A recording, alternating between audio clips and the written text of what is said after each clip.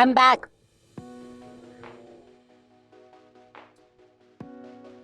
The people in Arizona. Oh my God. I have to show you this guy.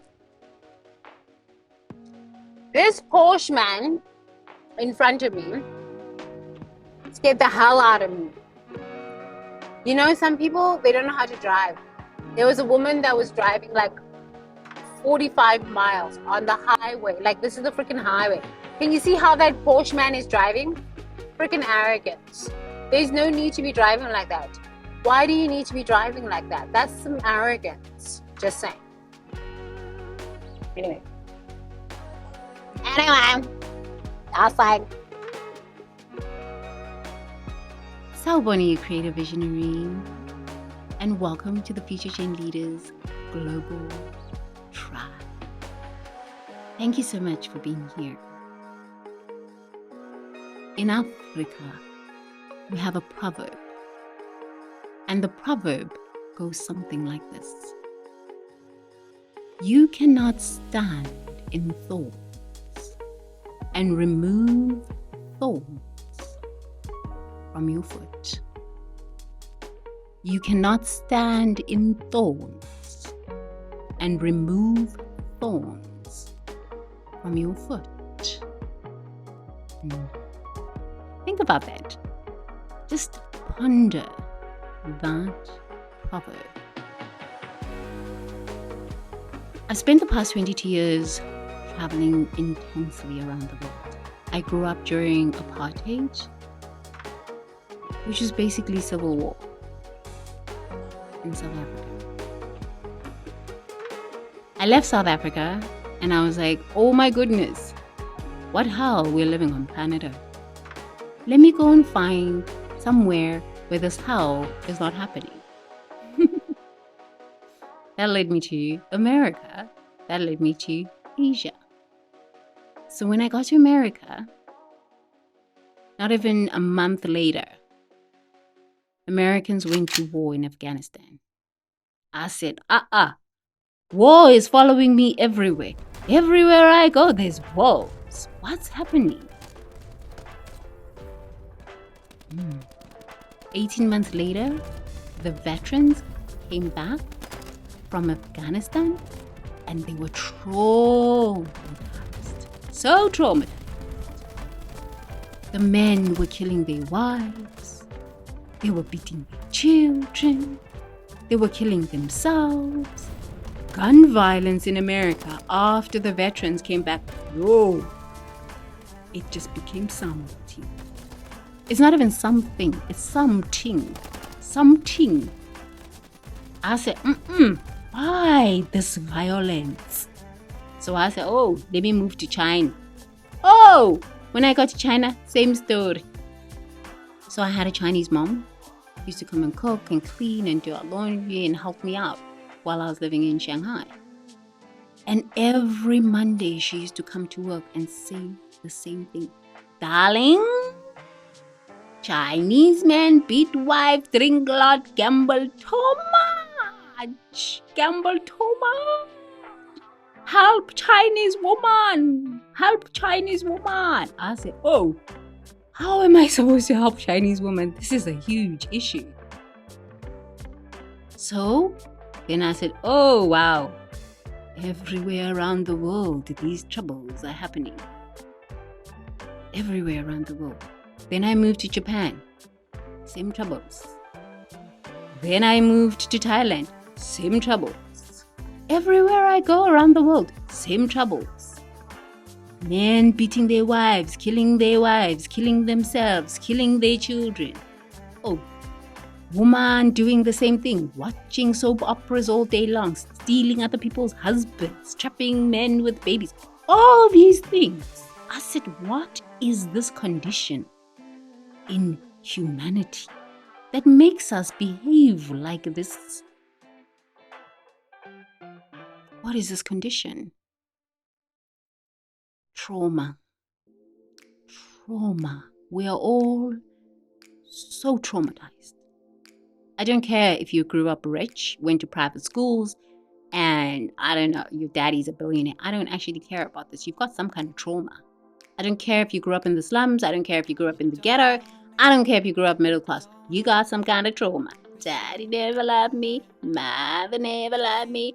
They bullied me in school. My siblings never loved me. My teachers never loved me. God has forsaken me. This is the story of humanity. Nobody is exempt from the story. So after years of traveling and seeing this and engaging with people who were traumatized, oh, wow. I said, we need to fix this. But where do we even start? Because nobody wants to talk about their mental health issues. It's embarrassing and it's not cute. It's not cute. So where do we start? But even before asking the question, where do we start?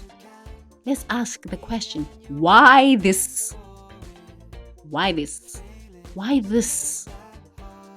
I have been asking this question since I was probably 12 years old. Why this? How do we get here as a human race where gender-based violence is okay, where killing your wife and children is okay, where suicide is okay, where abuse and domestic violence and corruption is okay? How did we get here? Why, human beings? Why? I think I figured out the disease of the mind of the human. Truly, I think I figured it out. Sometimes I think I think I figured it out. But I have to be even more careful when I think I figured it out. Because then I realize, oh God, I haven't figured it out. I don't know what I'm talking about half the time. Because even though I think, oh, it's trauma. But then I realize, no, it's not personal trauma. It's ancestral trauma. Because our ancestors were fighting each other from the day humanity landed on planet Earth. I don't see birds shooting each other. Have you ever seen this? I've never seen a fish take a gun and go shoot at another fish. I've never seen this. Truly, I've never seen this. So, yeah, we can look at the trauma, personal, but where does this personal trauma come from? Generations of war, anger, rage, hatred. Why this? Why this? Human beings, why this?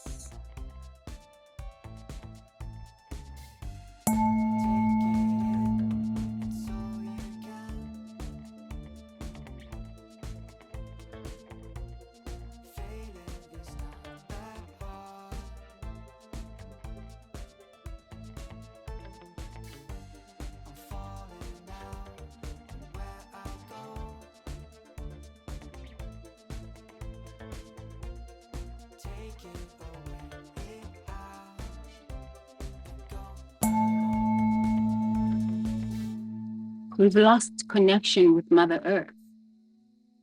Everyone, Caucasian, Asians, Africans, everyone. We've lost connection with our identity, with the truth of whom and whose we are. We have lost that identity. This is why Black men are killing their brothers. Black women are killing their sisters, betraying their sisters, beating their sisters up, and killing them in foreign countries. These are why these things are happening, because inside of us, we believe a narrative that's not true. We believe these narratives that are handed down to us, and we take them, and we wear them, and we act them out. When you see another Black person succeeding, no, you need to go get some. You need to betray them. You need to backstab them. You need to even kill them. The hatred that lives in us as Black people is quite something. The hatred that lives in us as African people is quite something. This is the face of disgust, if you don't know what disgust looks like. Huh. This is what we are like towards each other. Asian people are the same. Don't think that they're not. They are the same. They just do it in a different way. Just as nasty. Caucasian people, we see it. They do it too. Everybody does it. It's a human condition. Now we're going to have a real African conversation with the real Zulu woman. It's the human condition. So blaming, yes, it's justified to feel the rage that is coming out and to handle the shock. But if we stay in this stage of shock, which is the first stage of grief, it's just shock. Everyone is in shock. How is this still happening in this day and age? Why is racism still happening? Why is police brutality still happening? Is racism not happening in your own soul? Is brutality towards your own children, towards your spouse, towards your co-workers, towards your siblings, towards your friends, towards other nationalities that you don't even understand? You do not have this verbal violence towards other people. You do not have this racism and this hatred towards other people, other nationalities, your own family, your own friends, your own society. Do you not have this? Yes, we all have this. All beings on planet Earth have this level of rage. So blame is good. It's kind of like, okay, I can look at the situation from the outside and say, yo, man, like, this is not good. There's something off here. What's going on with the police brutality? What's going on with black on black violence? What's going on with racism? What's going on with all of this stuff? But truly, when you come down to strip down all of the blame that we project on the outside and start looking on the inside and say, you know what? I have rage towards so-and-so. I have fucking hatred towards so-and-so. I have this towards this nationality. I have hatred towards Asian people. I have whatever hatred, black people, white people, pink people, yellow people, all sorts of people. I'm fucked up in my head because I've got all of this hatred. Until we get to this point, we're just going to keep blaming. And these things will never end. More children are going to die. More women are going to be in abusive relationships, getting killed and murdered and beaten and raped. And more men are going to commit suicide. And then what happens? The world fizzles out. When do we wake up as a people? When do we stop living in this ignorance? When do we wake up as a people and say, wow, I am putting my attention on this. It is valid that we need to have these conversations about race, about police brutality, about our children, about the future generation of leaders that are just dying. We need to have these conversations. However, let me look at some of the hatred and the racism and the anger and the violence and the rage that lives inside of me. Let me just look at this myself so that when I am on the road, I'm not fucking cussing people out and taking my gun out and want to shoot people.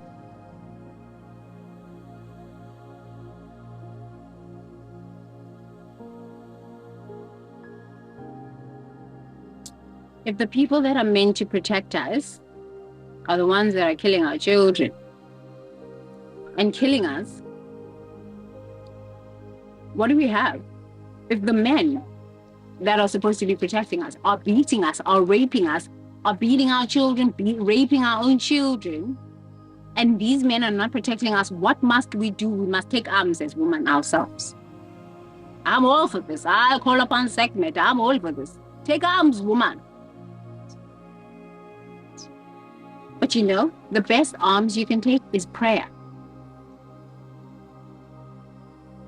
Is spiritual work, the best arms you can take, because mothers, you need to pray for your children out here on the streets. You need to pray for your children. You can connect to the power of the universe, connect to the power that protects life on planet Earth. There is a power on planet Earth that protects life. We would not be here on planet Earth with the scorching sun if there wasn't a law that protected life on planet Earth. You can call upon that law. Even if you don't know what that law is, just say, oh, I call upon the law that protects life on planet Earth, to protect my children, to protect myself, to protect my spouse, to protect my community. Let us start calling upon this law. I call upon the law of the ozone layer that protects life on planet Earth right now to protect the people traveling on this planet. There are laws on planet Earth that you can call upon and align with, and these laws will protect you. They will protect you. Love is the highest vibration. If you are driving angry, if you are driving drunk, if you're driving miserable, frustrated, anxiety-ridden, money, anxiety, stress, all sorts of these low vibrational emotions, fear, you're more likely to engage with people who are angry too, who are fearful as you are. And it never ends well. It never ends well. I'm not saying I got the lottery on this, but I've had a few incidences with disturbed white men in America. I've had two. One pulled a gun out on me at Costco. This year is fucking crazy. He came out of the casino. Actually, I saw him. I was driving out of Costco. He was driving out of the casino. So I was waiting, watching him driving out of the casino, coming in. Could see him coming out from the casino, and I was pulling out from Costco. And he was driving so recklessly on the road. He was probably drunk, and he had probably lost a lot of money in Las Vegas casinos gambling. Look, I don't bash gambling. Gambling is there for people to awaken. This is why I love living in Las Vegas, because it's a mystery school. It's the highest mystery school I've been on planet Earth. Because it teaches you how to walk a straight line. If you lose too much money at the casinos, you're gambling, you're in stress and all dramas. So this guy's coming out of the casino and he's in his hell and he's driving recklessly, and I hooted at him, honked at him American way, and he pulled out a gun. He stopped his car and he pulled out a gun. I started chanting. Nam-myoho-renge-kyo, Nam-myoho-renge-kyo, Nam-myoho-renge-kyo, Nam-myoho-renge-kyo, Nam-myoho-renge-kyo, Nam-myoho-renge-kyo, Nam-myoho-renge-kyo, Nam-myoho-renge-kyo, Nam-myoho-renge-kyo, Nam-myoho-renge-kyo.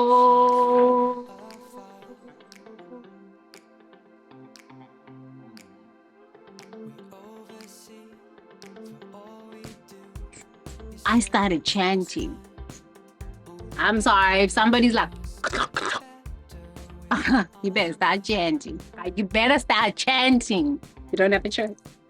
I don't know why Asian people are getting killed in America. Y'all people got powerful ancestors. You know,